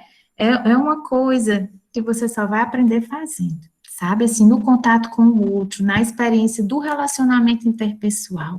Isso é enfermagem pura, né? A gente não deixar se perder esse sentimento humano mesmo, sabe? De vinculação, de você pensar, podia ser uma pessoa minha, podia ser eu, por que não, né? Podia ser eu. E professora Natália, a saúde mental já carrega muito esse estigma, né? De que as pessoas são agressivas, enfim.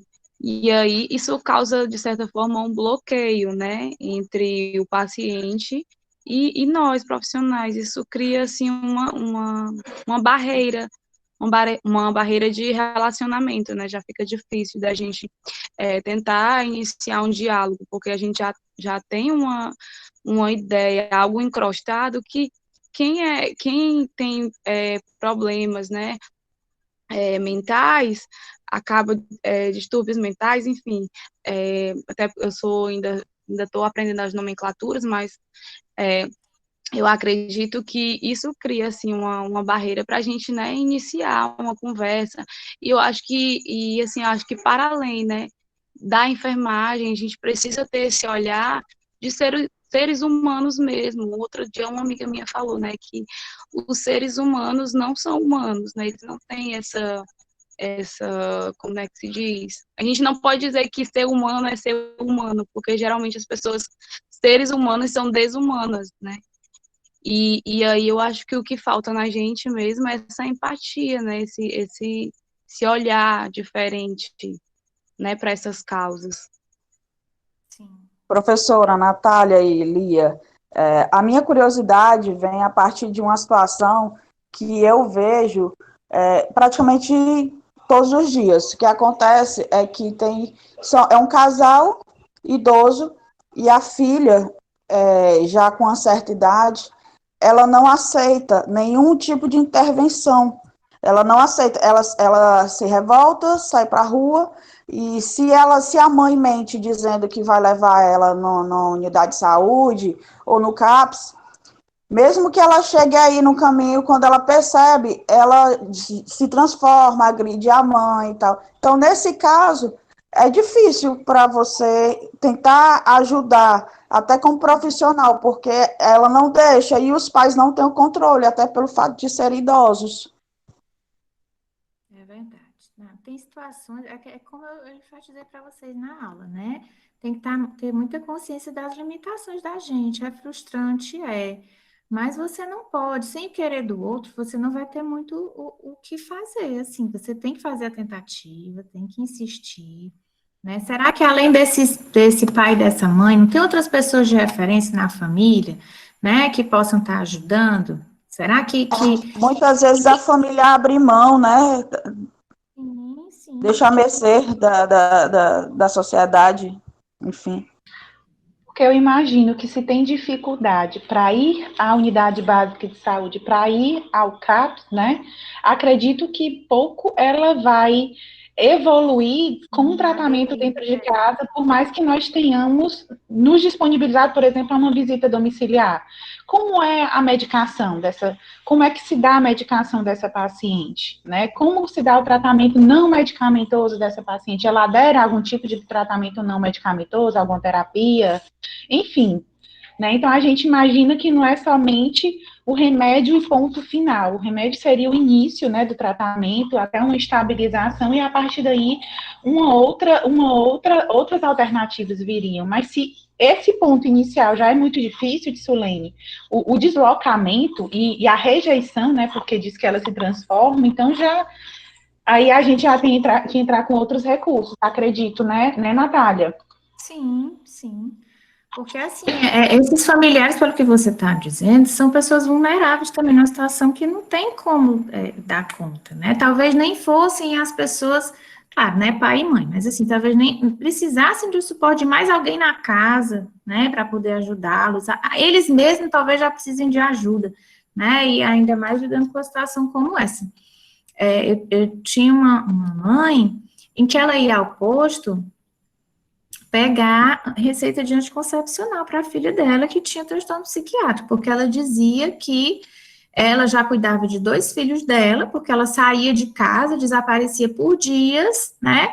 E quando ela voltava, em 2 ocasiões, ela engravidou. E aí, ela como mãe, que não tinha muito o que fazer, o que é que ela fazia? Ela ia à unidade, pegava medicação injetável e administrava na filha. Ela era técnica de enfermagem e administrava na filha. E aquilo, quando eu vi ela na unidade, aquilo ali me doía tanto, assim, como mãe, né? Porque você pensa, o que a pessoa é capaz de fazer para tentar proteger um filho, né?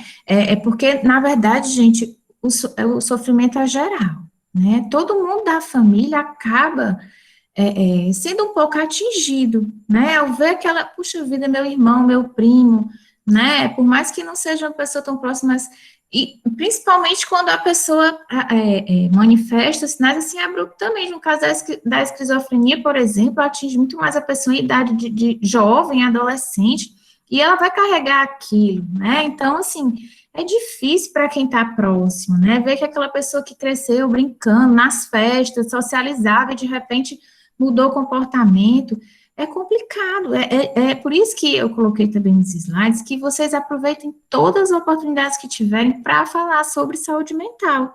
Não assim, vamos falar sobre saúde mental, vamos falar sobre como nós nos sentimos, vamos fazer esse exercício de transparência, de colocar para fora. Eu tenho certeza que muitos de vocês guardam muitas coisas, às vezes, e assim, só esse diálogo já mexe com a gente, entendeu? É uma responsabilidade muito grande estar aqui falando para vocês, porque às vezes a gente escuta uma coisa e aquela coisa nos toca de tal maneira, né? Puxa vida, ela expôs tantas situações que eu jamais passei, né? Mas aquilo me deixou tão sentido. Como que uma pessoa pode, né, chegar a esse ponto? Como que você pode, e que bom que o sofrimento dessa pessoa, ela te toca, né? Porque você gostaria de fazer alguma coisa.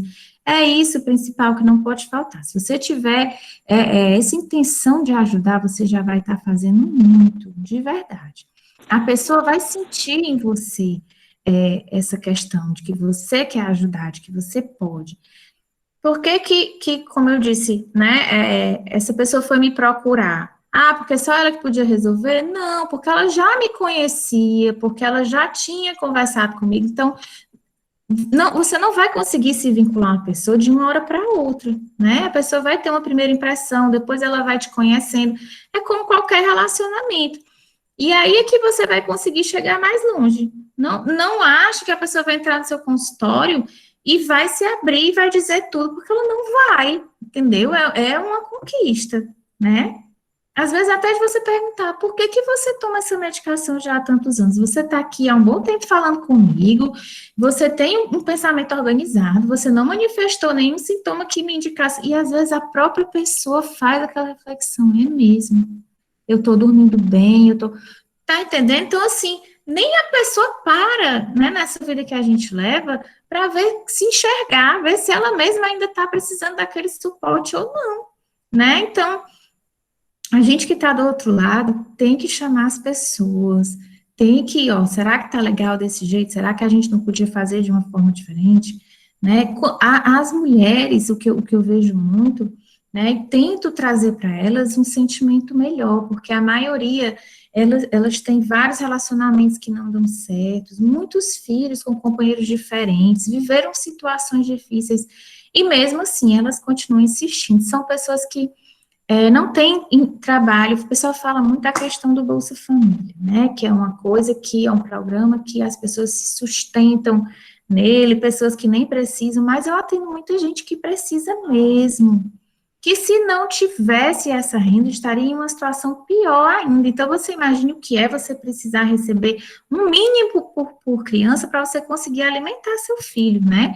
Então, tem muita situação de sofrimento, né? Eu vi agora na pandemia a escola fechada e tinha momentos em que chamavam as mães para receber cesta básica e se formava aquela fila de pessoas saindo com a cesta, né, gente? Aí a gente agradece a Deus pelo que a gente tem, né? Porque para a pessoa se submeter num período de pandemia, com risco, inclusive, de se contaminar e até lá pegar alimento, é uma precisão muito grande, né? Então, ter esse sentimento que você tem de querer ajudar é o principal, o que eu vejo, né, como fundamental. Quem leva a gente para a saúde mental é exatamente isso, esse sentimento de querer ajudar o outro, né? Não dá para trabalhar com saúde mental, eu acho bonito, não existe isso.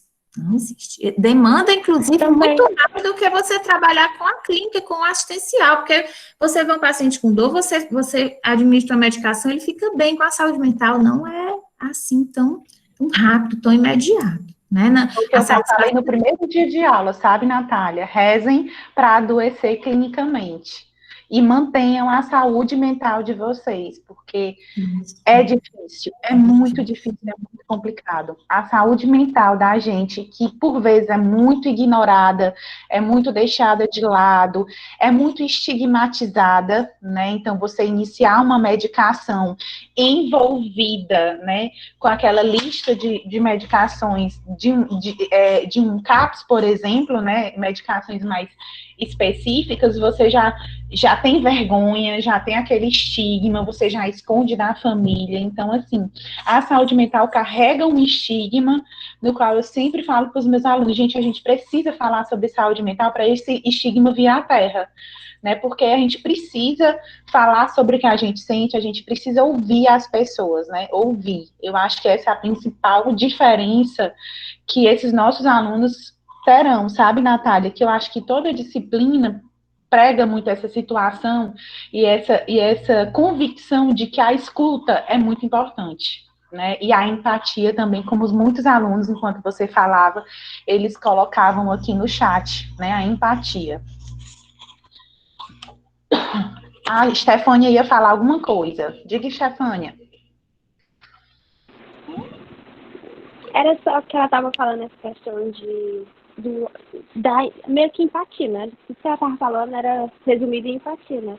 Que a gente também tem que ter essa empatia, mas também que a gente tem que ter cuidado com isso, porque a gente pode acabar adoecendo, né? Eu vejo aquele paciente, ele é assim, assim, assim, ele sofre tanto, ele carrega tanta coisa, já aconteceu tanta coisa com ele que eu posso acabar absorvendo tudo pra mim, tem que ter cuidado com isso, né? Essa absorção daquela situação.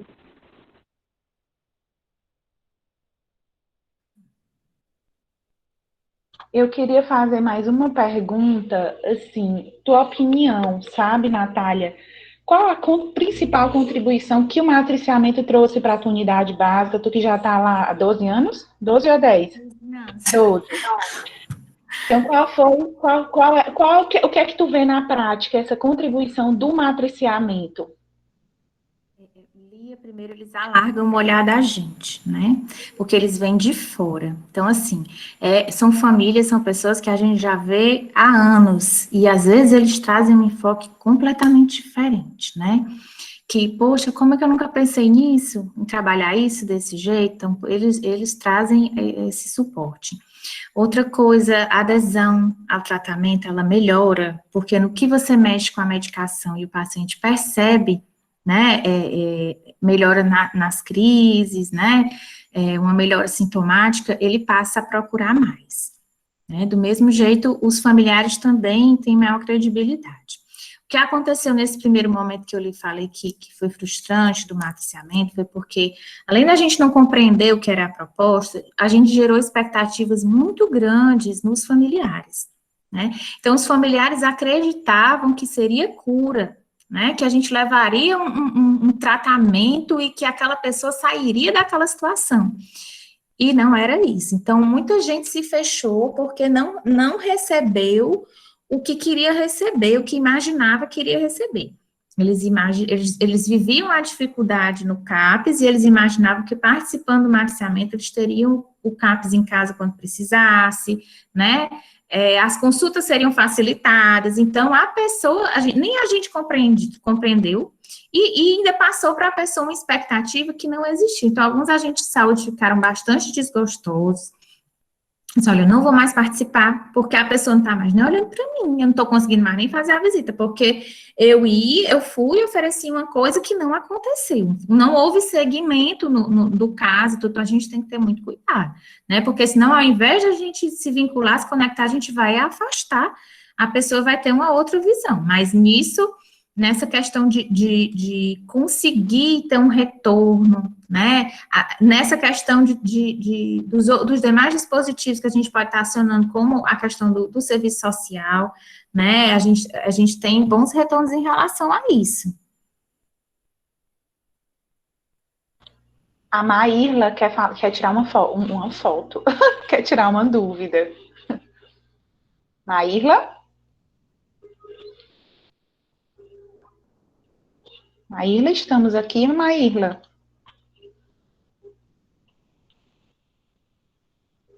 Enquanto a Maíla não vem, né? Boa noite. Pode estar aqui, Maíla. Vamos, Maíla.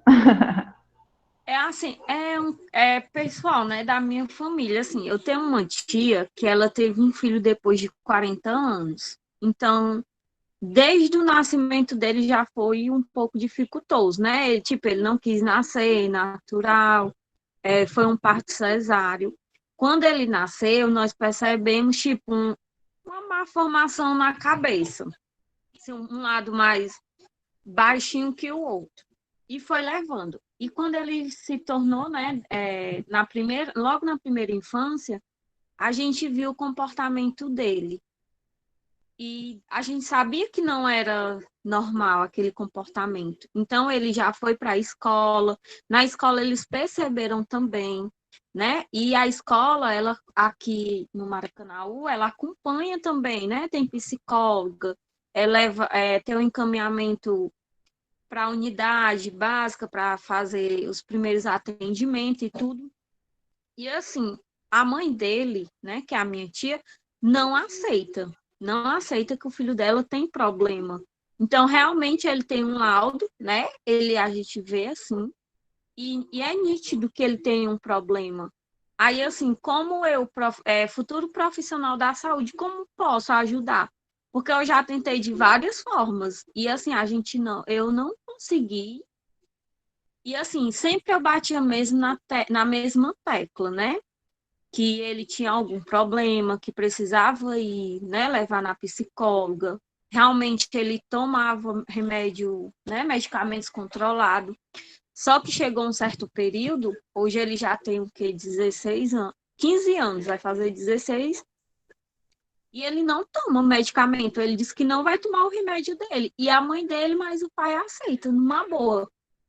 E assim, como ele já está na adolescência, o meu medo é que ele surtar, né? Vir ser agressivo. Até agora ainda não aconteceu isso.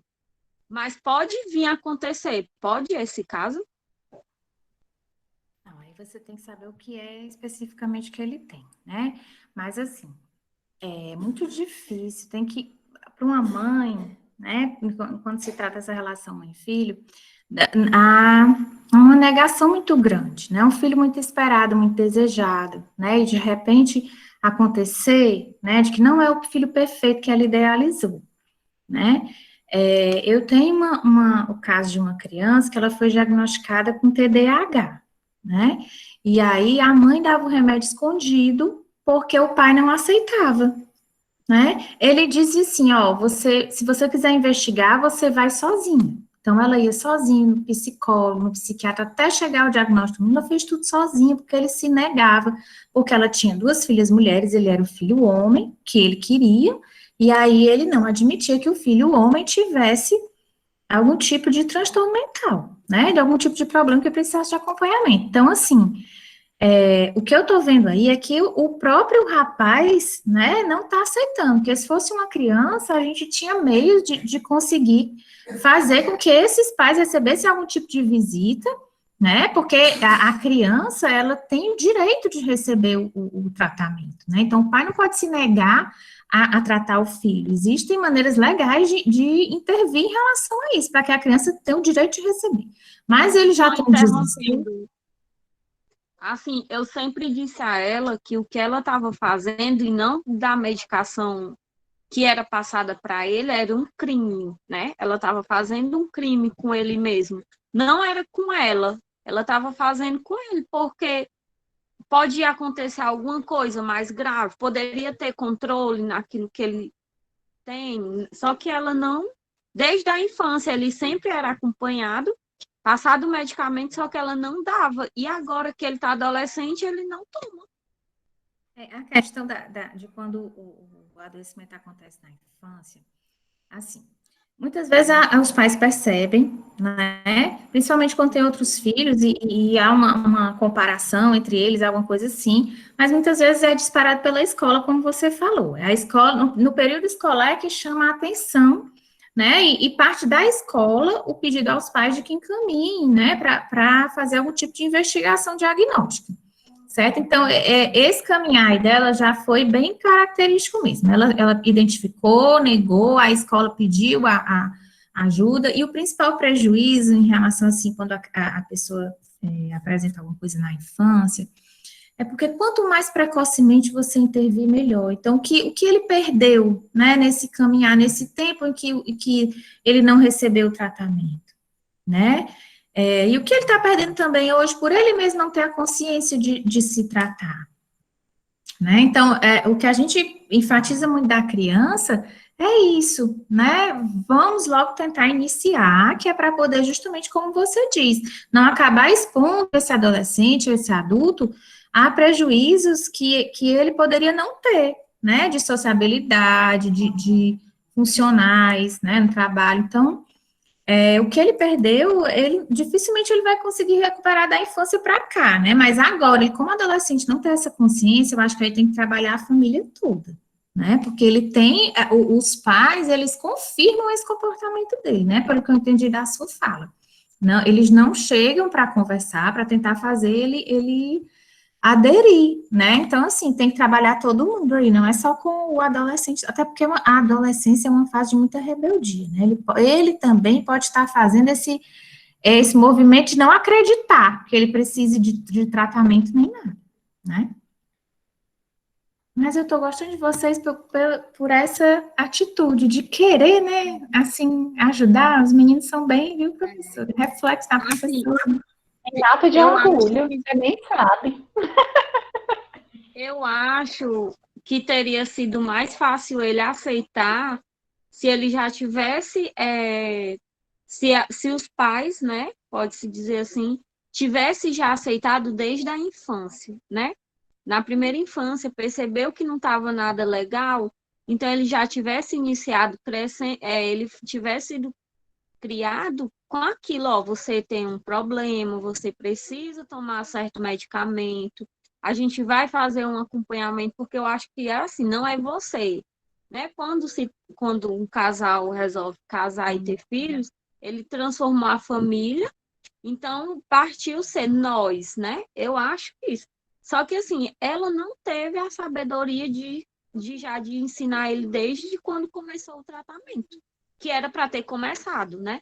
E ela não dá o medicamento a ele, não dá. Um dia ele caiu aqui perto da minha casa de bicicleta e machucou a boca. Então, eu fiz um copo de suco, ele ficou muito agitado. Eu fiz um copo de suco e o remédio que ele tinha, eu peguei a receita e dei uma dosagem no suco. Ele tomou. Só que ele percebeu que o gosto estava estranho, só que ele conseguiu acalmar. Sei que é errado, né? Não é certo ter feito isso. Mas ele tinha uma prescrição, eu fiz. Deixa eu só puxar uma pergunta aqui para o matriciamento, né? Novamente, Natália. Eu vou só te pedir que a gente faça essa pergunta e procure encerrar, porque eu tenho outro compromisso. Eu não Meu vou poder Deus! continuar mais tempo. Não, mas vamos continuar. Então, só encerrando, né? Então, assim, você disse que é uma vez por mês, não é isso? O matriciamento, Isso. a reunião de matriciamento. E, assim, mais ou menos, quantos casos vocês conseguem tratar nesse período? Acredito que seja um turno, né? Então, quantos casos vocês conseguem dar prosseguimento? Geralmente a gente expõe 2 casos, certo? É. Não colocamos mais do que isso. Porque como é a unidade pequena, só são 4 equipes, né? E aí, como eu falei para vocês, tanto os 2 casos podem ser da minha equipe, como pode ser um de cada, e a gente vai rodiziando nesse sentido. Mas a demanda é muito grande. Se o CAPS estivesse lá toda semana tinha caso, aparece casos, né? Mas a gente procura colocar só 2, porque senão também fica muito cansativo, né? É uma carga emocional muito grande. A gente até era uma ideia minha colocar, né, um momento nosso de fechamento, né, daquelas discussões para não ficar só a discussão por si só. Ótimo. E há resgate de alguns casos de, assim, meio que um acompanhamento da própria equipe de matriciamento do CAPS. Então, vocês, como é que tá aquele caso? Há um resgate desses casos? Há um resgate desses casos. Existe um livro de atas em que a gente pactua durante a reunião o que vai ser feito, quais são as condutas que vão ser tomadas. E aí, dentro das próprias equipes também, enfermeiros e médicos vão, agente de saúde, a pessoa compareceu àquela consulta que foi marcada no CAPS, né? A pessoa veio para a unidade para fazer essa troca de medicação. Então, a gente tem esse feedback dentro da equipe e a gente anotava e passava para eles. Inclusive, essa coordenadora que eu lhe falei, que era da saúde mental, ela tinha destinado um agente de saúde que era mais sensível, gostava mais dessa questão da saúde mental, para que ela ficasse fazendo esse link entre os demais para acompanhar esses casos, né? E aí, existe um retorno nas demais reuniões. Tá ótimo. Obrigada, Natália. Desculpa. Desculpa a questão do horário. A gente vai conversando aqui, né? E as dúvidas vão surgindo e situações. Mas eu quero deixar o meu profundo agradecimento, de verdade. Então, você foi maravilhosa. Sua fala foi importantíssima e contribuiu bastante, bastante mesmo, porque é um tema que, falando por pessoas que estão o executando, faz toda a diferença, né? Porque não adianta estar aqui na teoria, se os meninos não têm esse vislumbre da prática, né? Então, faz toda a diferença. Então, muitíssimo obrigada. Gente, vamos agradecer a Natália. Liguem seus microfones. Muito obrigada. Obrigada, Natália. Muito boa. Não foi maravilhosa? Obrigada. Professora Lia está aparecendo aquelas mães.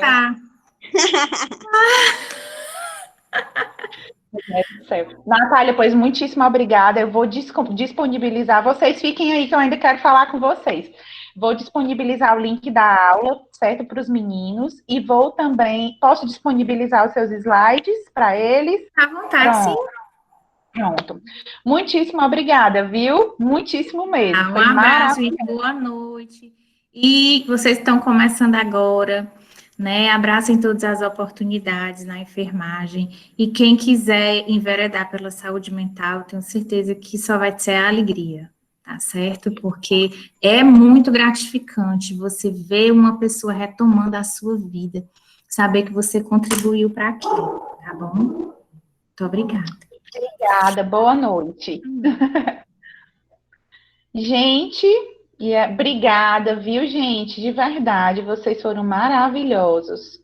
O que foi, mulher, que vocês estavam no chat? O que é que vocês estão falando aqui? O que foi, Miriam, que tu falou que eu tô igual quem, mulher?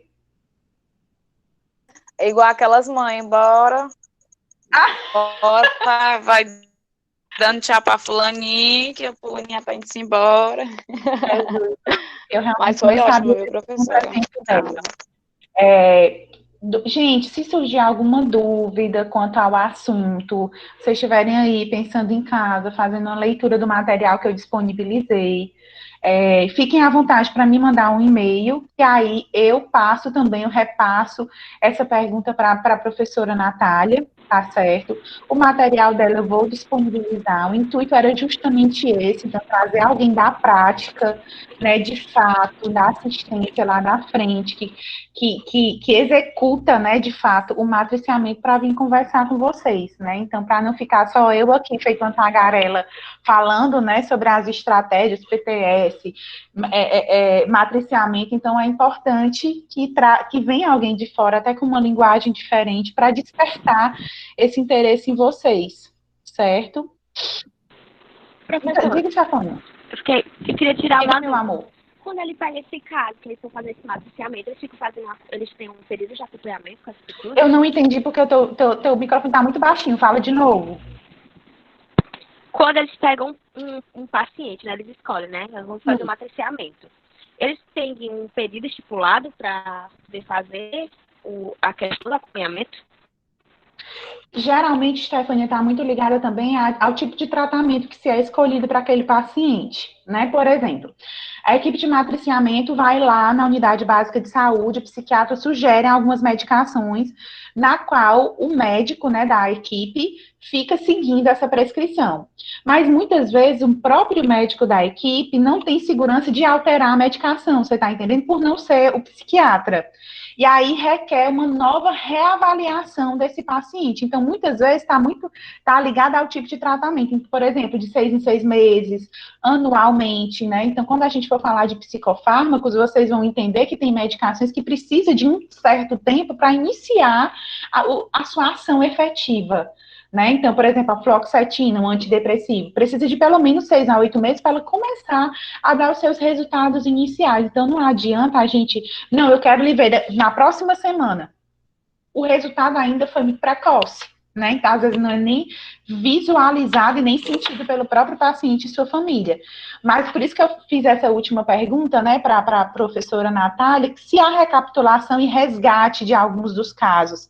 E ela diz que sim, né? Então, acredito que, dependendo do caso, há um tempo aí que ele fica sendo acompanhado, tanto pela equipe de referência da unidade básica, quanto pela equipe de matriciamento. E, quando necessário, reencaminha, né, para o CAPS novamente para uma reavaliação.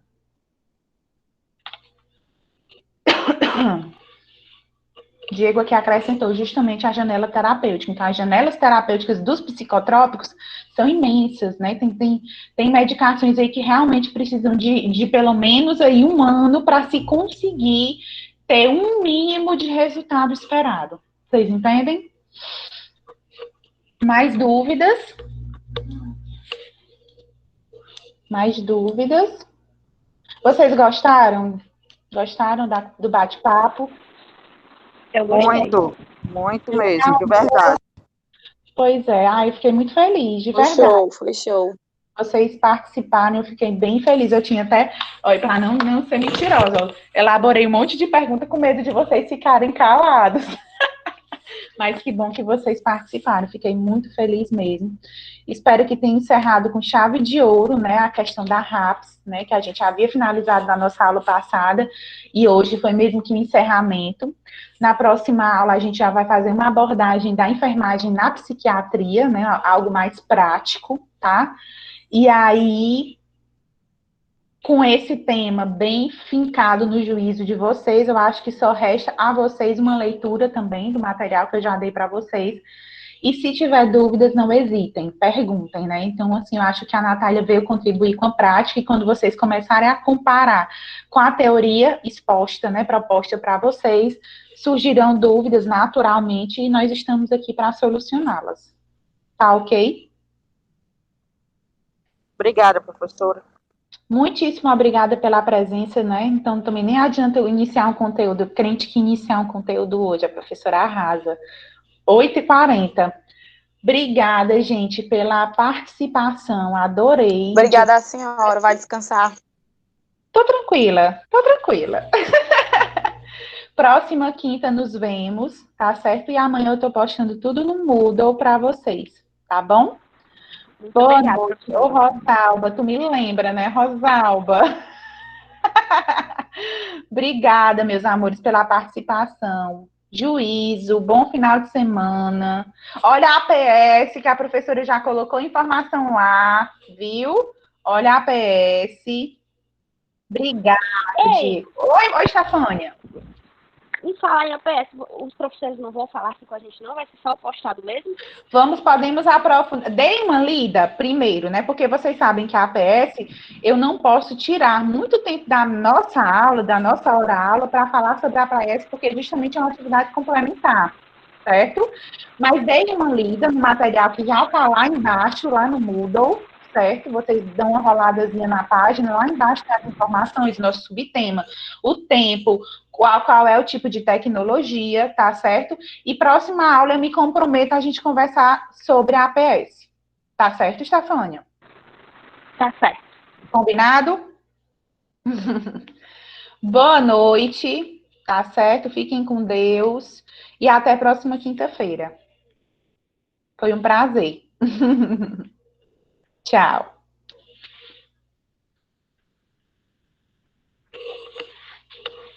Obrigada, Natália.